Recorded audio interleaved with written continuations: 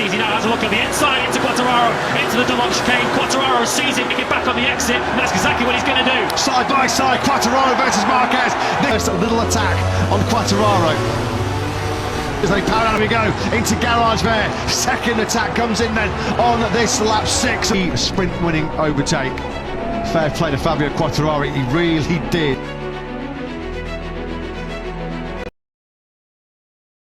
Dunia MotoGP kian menyajikan drama-drama yang semakin menarik untuk diikuti, dan kali ini kebangkitan dari pabrikan asal Jepang, yaitu Yamaha Monster Energy.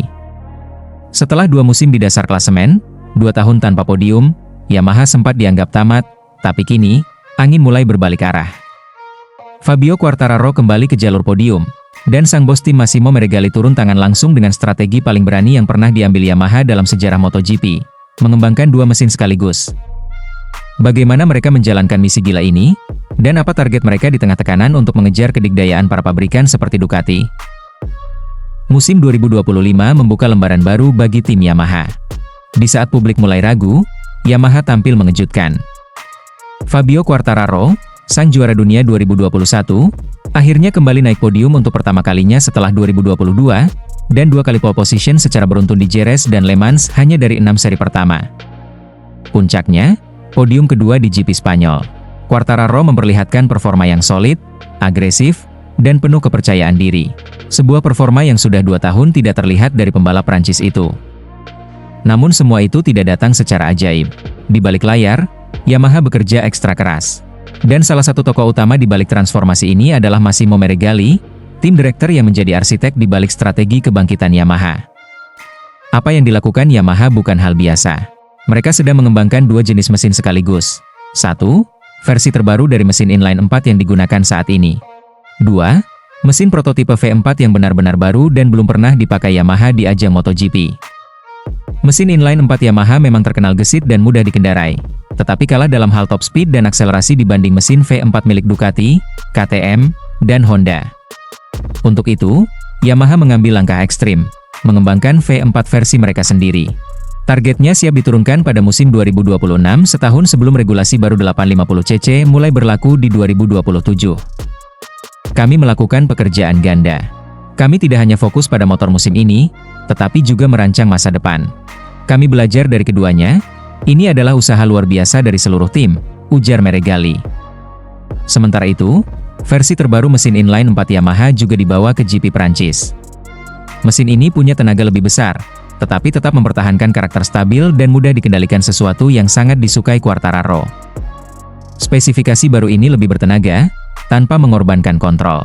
Feeling pembalap kami sangat positif, terutama setelah uji coba di Jerez, lanjutnya. Meregali dan Yamaha tak hanya berpikir untuk menang hari ini. Mereka merancang masa depan. Dengan 2 jalur pengembangan berjalan bersamaan, Yamaha mencoba menjaga keseimbangan antara hasil cepat dan fondasi jangka panjang. Di musim ini, fokus tetap pada performa motor dengan mesin inline 4. Pengembangan dilakukan tidak hanya pada mesin, tapi juga pada elektronik dan aerodinamika. Pembaruan kecil tapi konsisten terus dilakukan, termasuk uji coba komponen baru di Misano. Di sisi lain, tim teknis Yamaha juga sibuk membangun dan menguji prototipe V4 mereka. Mesin ini belum turun ke lintasan balap, tapi progresnya sudah masuk tahap simulasi dan pengujian internal. Kami tidak ingin mengulang kesalahan. V4 ini bukan hanya untuk bersaing, tapi untuk menantang dominasi, ujar Meregali dengan tegas. Sementara Yamaha sedang membangun ulang pondasinya, para rival juga tak tinggal diam. Honda baru saja meraih kemenangan lewat Johann Zarco di GP Prancis, kemenangan dramatis di trek basah. Hasil ini menempatkan Honda di posisi kedua klasemen konstruktor dengan 85 poin. KTM menyusul di posisi ketiga dengan 76 poin. Yamaha di urutan keempat dengan 72 poin, dan Aprilia di posisi buncit dengan 65 poin. Namun ada satu fakta mencengangkan, Yamaha sudah mengumpulkan 52 poin lebih banyak hanya dalam 6 seri dibandingkan total poin sepanjang musim 2024. Ini menunjukkan bahwa mereka bukan hanya kembali kompetitif, tapi mulai membangun momentum nyata. Massimo Meregali bukan sosok yang suka tampil di kamera. Tapi tahun ini, ia berdiri paling depan. Ia mengambil tanggung jawab penuh atas proyek 2 mesin ini. Dalam dunia MotoGP, di mana satu kesalahan teknis bisa menghancurkan musim, keberanian Meregali untuk mengarahkan 2 proyek besar secara paralel patut diacungi jempol. Ia dikenal tenang, tak banyak bicara, tapi tegas. Ia mempercayai data, kerja tim, dan evaluasi berkelanjutan. Di musim 2025, peran Meregali menjadi lebih dari sekadar tim direktur. Ia adalah arsitek masa depan Yamaha. Fabio Quartararo kini berada di posisi yang lebih percaya diri. Ia kembali merasa punya motor yang bisa bertarung. Dalam beberapa wawancara, ia menyatakan bahwa mesin baru memberi sensasi berbeda, lebih agresif di trek lurus, namun tetap nyaman di tikungan. Jika progres ini terus berlanjut, Quartararo bisa kembali menjadi penantang gelar musim depan. Dan dengan debut mesin V4 Yamaha yang direncanakan di musim 2026, masa depan tampak menjanjikan. Yamaha memilih jalur yang dramatis, tapi mereka melakukannya dengan penuh keyakinan. Proyek dua mesin yang dipimpin oleh Massimo Meregali bukan hanya soal teknologi, tapi juga soal filosofi membangun kembali identitas Yamaha sebagai penantang sejati. Dan dengan Fabio Quartararo yang kembali kompetitif, ditambah mesin V4 yang sudah mengintip dari balik tirai, satu hal menjadi jelas, Yamaha belum selesai. Mereka baru saja memulai babak baru dalam sejarah MotoGP. Dari paddock yang penuh tekanan, hingga mimpi besar di musim 2026, Massimo Meregali memimpin revolusi biru. Dan sekarang, dunia kembali memperhatikan Yamaha. Gigi Dalinya, General Manager Ducati Corse, akhirnya angkat bicara mengenai kondisi aktual Pecco Bagnaia di kejuaraan dunia MotoGP 2025. Di tengah tekanan media dan spekulasi yang terus berkembang soal dominasi Marc Marquez di atas motor pabrikan yang sama, Dalinya menegaskan satu hal penting, Pecco tidak meniru siapapun, termasuk Marquez. Pecco berjalan di jalurnya sendiri, ungkap Dalinya dalam wawancara eksklusif yang kini jadi sorotan paddock. Pernyataan ini mengarah langsung pada perdebatan soal gaya balap dan pendekatan teknis antara dua pembalap Ducati. Marquez dikenal agresif, intuitif, dan cepat beradaptasi. Sedangkan Pecco dikenal metodis, presisi, dan punya sensitivitas tajam terhadap perubahan kecil pada motor. Masalah utama yang tengah dihadapi Pecco bukan terletak pada perbedaan motor antara dirinya dan Marquez. Dalam tes JRS, Pecco mencoba sejumlah part evolusi yang sudah sempat diuji di Sepang dan Thailand. Namun, beberapa komponen justru menimbulkan gangguan baru. Bukannya memperkuat performa, justru membuat potensi motor tertutup oleh efek samping dari part-part itu. Inilah titik krusialnya, Ducati tidak hanya melihat performa satu lap atau hasil akhir balapan. Mereka menganalisis pola respons motor terhadap karakter gaya balap Pecco, terutama pada aspek sasis, traksi, dan failing bagian depan. Tim memahami bahwa Pecco membutuhkan feeling maksimal dari roda depan untuk bisa menyerang tikungan secara presisi, dan ini yang sedang hilang dalam beberapa balapan terakhir. Pendekatan Pecco memang berbeda, alih-alih menyesuaikan diri terhadap motor secara ekstrim seperti yang dilakukan Marquez, ia menuntut motor yang bisa memberikan konsistensi dan kestabilan sepanjang balapan. Dalinya melihat ini sebagai kekuatan, bukan kelemahan. Dia tahu apa yang dia butuhkan, dan dia tidak gampang goyah meskipun ada tekanan dari luar, dia tetap konsisten pada arah pengembangannya, lanjut Dalinya. Di sisi lain, Ducati juga tidak mengabaikan data Marquez. Justru, mereka menjadikan perbedaan ini sebagai aset, dengan dua pendekatan berbeda dari pembalap pabrikan, mereka bisa menilai efektivitas komponen baru lebih luas. Tapi, Dalinya kembali menegaskan, Pecco bukan bayangan Marquez. Apa yang dipakai Mar tidak serta-merta digunakan Pecco, dan begitu pula sebaliknya. Khusus untuk Pecco, Ducati tengah fokus mengembangkan dua aspek penting, stabilitas bagian depan dan pengendalian pada fase akselerasi keluar tikungan. Ini didukung dengan modifikasi kecil pada distribusi bobot, pengaturan torsi mesin, serta revisi perangkat elektronik. Semua itu ditujukan untuk mengembalikan rasa percaya diri Pecco, terutama pada titik pengereman keras di mana ia biasanya unggul. Dalam GP mendatang, Ducati dijadwalkan membawa update lanjutan yang khusus disesuaikan untuk Pecco. Mereka akan mencoba sistem kontrol traksi dengan respons variabel berdasarkan sudut kemiringan, serta revisi pada geometri sasis bagian tengah. Ini diharapkan bisa mengembalikan ketajaman Pecco di fase mid-corner. Sementara itu, tekanan untuk mempertahankan gelar semakin besar. Tapi Dalinya yakin, Pecco memiliki mentalitas juara dan pengalaman cukup untuk bangkit. Dia bukan tipe pembalap yang hancur karena 1-2 hasil buruk, justru dari situlah dia belajar dan berkembang. Tahun lalu pun dia membuktikan hal itu, ujar Dalinya. Dalam konteks musim 2025, di mana kompetisi makin padat dengan banyak pembalap kencang dari berbagai tim, kestabilan teknis dan mental adalah kunci. Ducati tahu, jika mereka bisa memberi Pecco alat yang tepat, dia akan kembali ke performa terbaiknya. Jorge Martin, juara dunia bertahan yang kini membalap di Aprilia. Ia adalah harapan besar bagi Aprilia. Dan sekarang muncul kabar yang membuat gempar seisi paddock, yaitu dengan keinginannya hengkang dari Aprilia. Musim 2025 baru berjalan beberapa seri, tapi drama besar sudah meledak di belakang layar. Martin, yang baru menandatangani kontrak 2 tahun dengan Aprilia, dikabarkan ingin keluar hanya beberapa bulan setelah debutnya. Bahkan sebelum benar-benar punya kesempatan membalap penuh 1 musim. Bahkan Martin juga hadir di Le Mans pada Jumat, 9 Mei 2025. Tapi kehadirannya jauh dari biasa. Ia tidak muncul di pit lane, tidak berseragam balap, ia tidak terlihat satu kali pun di trek.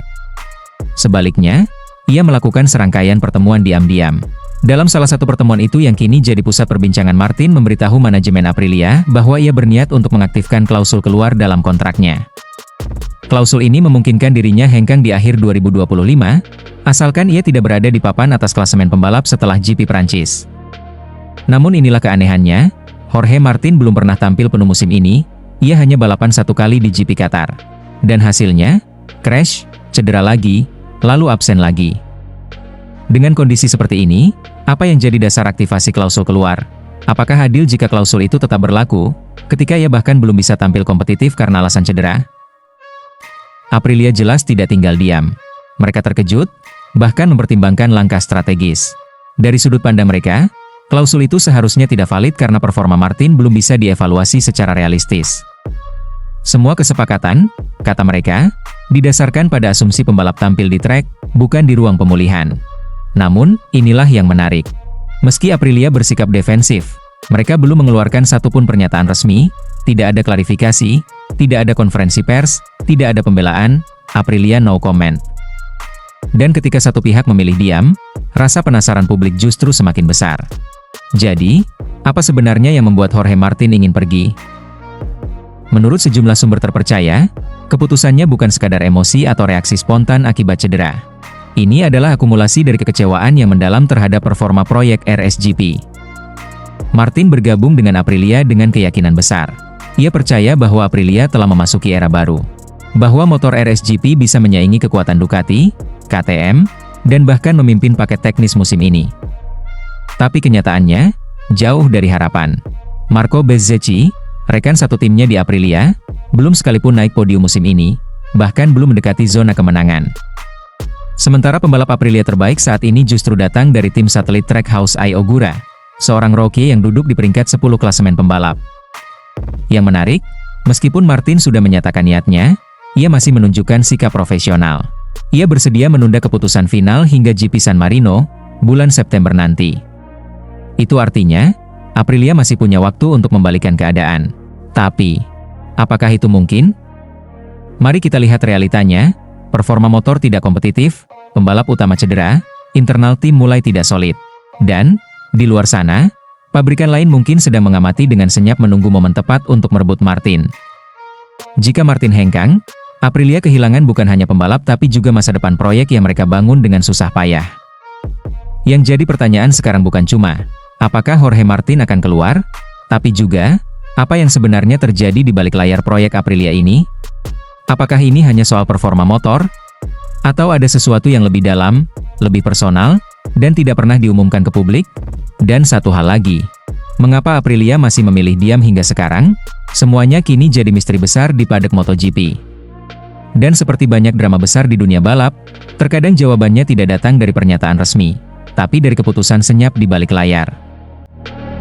Dalam balapan penuh intrik di Le Mans, Johann Zarco tampil sebagai maestro strategi. Ia mengubah kekacauan menjadi kemenangan, dan kesulitan menjadi sejarah. Di bawah hujan yang turun tak menentu, di tengah puluhan pergantian motor dan penalti, Zarco menciptakan momen yang akan dikenang selamanya.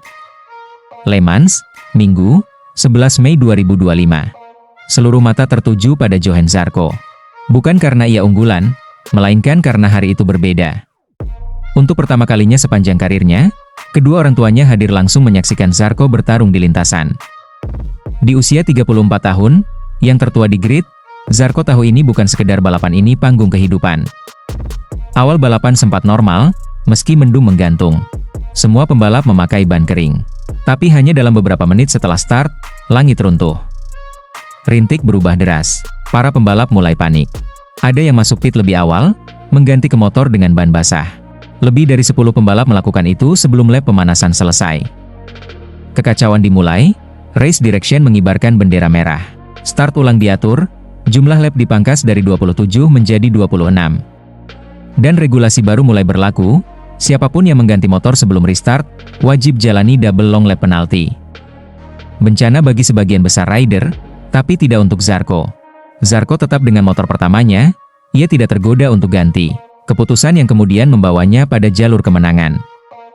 Saat nama-nama besar seperti Marc Marquez, Alex Marquez, hingga Fabio Quartararo terkena penalti ganda, Zarco melaju bersih. Pada awal balapan, Pecco Bagnaia terlibat kecelakaan di tikungan ketiga, bersama Enea Bastianini, Joan Mir, dan juga Zarco. Tapi berbeda dari yang lain, Zarco mampu kembali ke lintasan, tidak ada penalti, tidak perlu ganti motor, tidak kehilangan posisi krusial. Di tengah semua kekacauan, Johann Zarco pelan-pelan menjauh. Ia menjaga ritme, membaca cuaca, dan tidak terpancing untuk ikut arus strategi yang membuat banyak pembalap bolak-balik pit. Marc Marquez yang biasanya jadi master flag to flag, kali ini pun tak mampu menandingi strategi Zarco. Ia sempat masuk pit 2 kali, ditambah hukuman 2 kali long lap penalti. Begitu pula Quartararo, Aldeguer dan Alex Marquez yang mencoba strategi berani namun akhirnya terjebak di sirkuit yang terus berubah. Zarco justru menang karena sederhana, ia hanya ganti motor 1 kali. Itu pun saat momen yang paling tepat, bukan saat terburu-buru. Hasilnya, saat pembalap lain masih berkutat dengan long lap penalti atau kehilangan ritme, Zarco melaju hingga unggul lebih dari 19 detik dari Marquez yang akhirnya finish kedua. Fermin Aldeguer yang tampil brilian sepanjang akhir pekan, harus puas di posisi ketiga, 26 detik di belakang Zarco. Ia sempat memimpin balapan saat strategi ban keringnya bekerja, tapi tak cukup konsisten di akhir. Alex Marquez sempat mendekati podium tapi 2 kali jatuh membuatnya finish tanpa poin. Zarco sendiri mengendalikan semuanya dengan kepala dingin. Ia bukan yang tercepat di atas kertas, tapi di lintasan yang berubah setiap menit, di momen ini Zarco adalah yang paling pintar. Di saat yang lain bingung mengambil keputusan, ia tetap tenang. Dan itu membuatnya tak tersentuh. Ketika Zarco melintasi garis finish, tangisan tak terbendung. Di paddock, orang tuanya berpelukan. Di tribun, penonton Prancis berdiri. Sudah 71 tahun sejak Pierre Moneret menang di kandang sendiri pada tahun 1954. Kini, sejarah itu diulang. Kemenangan Zarco juga mengakhiri dominasi Ducati yang sudah mengoleksi 22 kemenangan beruntun. Sejak awal musim, hanya kecelakaan yang bisa menghentikan mereka. Tapi kali ini, seorang pembalap independen, dengan strategi cerdas dan keberanian mengambil risiko, menghentikan rekor itu secara fair. Zarco mungkin bukan kandidat juara dunia musim ini. Tapi dengan kemenangan ini, ia meraih sesuatu yang lebih berharga, kehormatan, cinta publik, dan sejarah yang akan dikenang selamanya di Le Mans. Johann Zarco mengajarkan bahwa dalam balapan, bukan hanya kecepatan yang penting, tapi juga kecerdasan.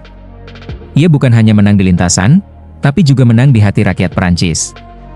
Di usia 34 tahun, ia jadi simbol perjuangan, kesabaran, dan bukti bahwa keajaiban bisa terjadi di saat yang tepat. Dan Le Mans, hari itu, menjadi saksi keajaiban itu.